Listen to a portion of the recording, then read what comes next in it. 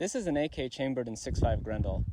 6.5 Grendel is an interesting cartridge to put back in the AK because although it was originally developed for the AR platform, it's actually a derivative of the 7.62x39. So the 7.62x39 became the 220 Russian, a hunting cartridge which is used in Russia, also in the AK platform.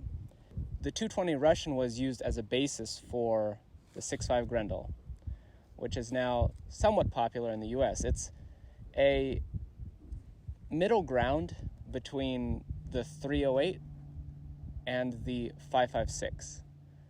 So you have the larger caliber rounds which fit in AR-10s and the smaller caliber rounds which fit primarily in AR-15s. The 6.5 is sort of intended to be somewhere in the middle of that. So some of the target effects, some of the velocity, some of the energy of the 308, but fitting it in the AR-15 magwell. The biggest problem is that it uses the same bolt face as the 7.62x39, and that doesn't really work super well in the AR. The AR, the way the bolt face is designed, it's not really meant to be opened up much larger than would be needed for 5.56. So I put it in an AK, and we'll talk a little bit about whether it was a success, why I did it, what the point of this rifle is, and more. In a platform like this, I think there's a lot going for the 6.5 Grendel cartridge. When your other option is 5.56, it's a bit harder to recommend. 6.5 Grendel does have better performance characteristics, but you can carry less. It's a larger diameter, and it's a heavier cartridge. But when you're coming from a 7.62, and ultimately this is a conversion of a 7.62 rifle, I think there's a lot more merit to it. So you can carry the same amount of 6.5 Grendel as you can of 7.62x39, if not a little bit more because the projectile is lighter. The magazine capacities are the same for the same length of magazine, and the bolt face is literally identical, so in theory you don't need to modify much of anything. I think that's why the Serbian military, which supposedly is going to be fielding some 6.5 Grendel rifles, has chosen to do so. Really, if your alternative is 7.62x39 and you have a lot of 7.62x39 parts sitting around, it's a really compelling choice. It's a modern cartridge. It shoots very flat. It has a lot of energy on target. There's a lot to recommend it over the 7.62x39. So the cartridge makes sense. Does this rifle? I'm going to say no. It's entirely non-practical, and my ARs are pretty much better at everything, and if given the exigent demand to choose one for a situation that was truly utilitarian and not just fun, I would choose the AR every single time. This thing is heavy, and it's not just because it's a metal receiver. The AK is a long stroke piston, the bolt carrier is extremely heavy, and then you add in the fact that this is the original Yugo hardwood furniture with the original metal crossbolt that goes all the way through from here to here. There is a lot of places where the weight on this gun is just excessive. It's not accurate either. As much work as I've put into it, it's still about a 2 MOA gun. The barrel is a Lothar Walther blank. It's a very good blank, but when you put this massive reciprocating piston over the entire setup, you very much limit the accuracy that you can get out of this rifle. There's only so much you can do. That's probably why when they were trying to make the M14 accurate, they never really got anywhere, at least not productively, because there's only so much you can do to make a system like this, and the M14 is very much derived from the AK principle. There's only so much you can do to make this system actually accurate. It's a 2 MOA system. It does what it should, but it's not nearly as accurate as my ARs, which are much cheaper. But there is one application that this rifle absolutely fulfills, and that is looking cool. It does very much look cool. I've got this stainless barrel, this titanium flash hider, and I'm very proud of how it turned out. It's very much a head turner. I like using it. I like seeing it. But I certainly wouldn't want to use it if my life depended on it. It's a cool rifle, and for those of us that own guns primarily because they're cool and not because of Look, like you need maybe 2 guns because you need them. The rest is just because you think you're cool. This is one of those I think it's cool guns. I liked making it. It was a fun project, and I like how it looks. The largest limitation that I ran into when I was building this rifle, beyond the accuracy potential of the AK platform, I mean, 2 MOA is honestly good enough, but when that AR over there uses pretty basic parts and is between 1 and 2 MOA, it's a little bit embarrassing that this thing with it works out to a $600 barrel when you count in the machining time.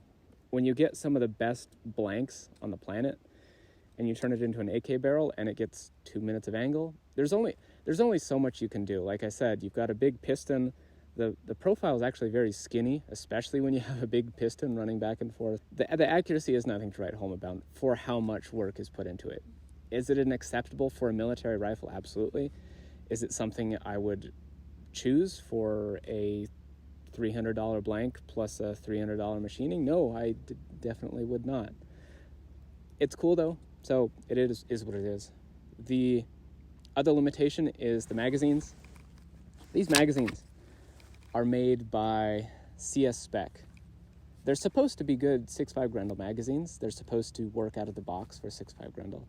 They don't at all. There are many modifications that I had to do to get these magazines to actually work properly. The geometry on them from the factory is such that they will destroy any brass that you feed through it, no matter what you do. It'll even partially destroy the harder steel case stuff, which is saying something. The springs are so strong that my wife can't charge the rifle if you have it more than halfway full. And then because the feed pressure is so high, you have to end up using a stronger spring, otherwise it won't close. Because you're using a stronger spring, it starts to screw up all sorts of things. So basically, I went with PMAG springs that are now in this. Once again, so this is 20 rounds and you use a 30-round PMAG spring. I made my own followers. I 3D printed them to work with the PMAG spring. I need to print my own base plates to work better with the PMAG spring. But after you've done all that development work, it honestly works great. And honestly, you know what? That took me probably the longest to get some magazines that actually worked for this. By this point, they actually do. And for whoever ends up with the other rifle that I made, I'll loan you the tools so that you can turn your magazines into ones that actually work. So for the other AK builders out there, and this would have been excellent information to actually have before I started this project, I'll go through some of the trials that I had to undergo in order to make this gun actually work. Because I thought it was legitimately just going to be, I make a barrel, I fix some mags, and everything's going to work. And turns out that that really is not the case. And there was a lot of other additional work that had to be done to make this actually like a fully functional rifle. So to start, the firing pin hole had to be welded up and then drilled smaller to a more AR-15 spec, because by default, the firing pin hole is so large on these AK bolts that standard primers for your typical 6.5 Grendel cartridges are going to just pop every time, and then you'll get a nice little stack of primers up in the bolt and it'll stop working, and it's not really all that fun. The firing pin had to, of course, be turned down to that new AR-15 style diameter. The firing pin is now spring-loaded as well, because I found out that when you have these really small, soft primers that you're using in an AK system, it's generally nice to have a spring-loaded firing pin so it doesn't, explode prematurely. Like I said, the barrel is a Lothar blank, stainless. It's an excellent blank. Fortunately, it's in an AK, so you can only get so much out of it. The handguard is by Occam Defense. It is a completely free-floated handguard. It still doesn't really help accuracy all that much because AK, but it does quite a bit in making sure that when you put it on this bipod, you're not actually going to get any point of impact shift. I pinned it in place. Usually it's just a clamp in, but I pinned it in place because I'm paranoid and I like the reassurance that there is a 1/4 inch pin, an 1/8 inch pin, making sure that this is never going to move ever. The gas block is adjustable under here. The other one that I built has a Occam Defense adjustable gas block that can be adjusted from the front. This one you have to tear down to adjust if you really need to, but that was the only variant available at the time. If you want to make one of these and you need some help, feel free to reach out to me. This was a fun project. It took me probably the better part of a year to finally get the mags, the bolt, everything else finally sorted and figured out, but I'm happy with where it ended. And unfortunately, I'm leaving the US for a little bit, so won't be able to use this for a good long while, but I'm very happy with how it turned out. I'm really happy to be able to show you guys what it is, and I hope you find the shooting footage that I have with this interesting. With that, that's all for now.